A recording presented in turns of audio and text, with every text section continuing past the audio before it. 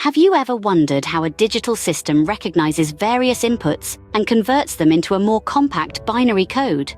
Today, we delve into the fascinating world of digital logic design, specifically focusing on encoders.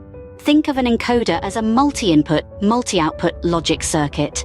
An encoder receives data from various input lines and processes it into a binary code. But how does this happen? Let's break it down. First, an encoder takes several inputs. The number of these inputs depends on the design of the specific encoder.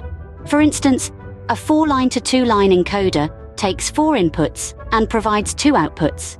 The outputs correspond to the binary representation of the input line that is active. Second, the encoder uses a specific logic to determine which input line is active at any given time. This logic is usually based on the principles of Boolean algebra, and it's what allows the encoder to convert multiple input lines into a binary code. Third, the encoder provides the binary code as its output. This binary code represents the input line that was active. For example, if the third input line of a 4-line to 2-line encoder is active, the encoder outputs the binary code for 3, which is 1, 1. Now you might ask why we would need an encoder. The answer is simple. Encoders help simplify the design of digital systems. By converting multiple input lines into a binary code, encoders reduce the complexity of the wiring and the circuitry.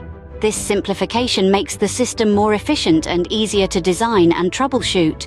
But it's important to note that encoders come with a limitation. They can only recognize one active input line at a time. If more than one input line is active, the encoder will not provide a valid output.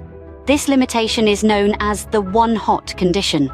So, to summarize, an encoder is a multi-input, multi-output logic circuit that converts multiple input lines into a binary code.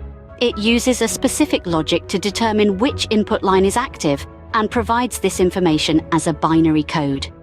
Encoders simplify the design of digital systems, but come with the limitation of the one-hot condition. Remember, understanding encoders is a vital part of mastering digital logic design, so keep exploring, keep learning, and before you know it, you'll be designing your own digital systems.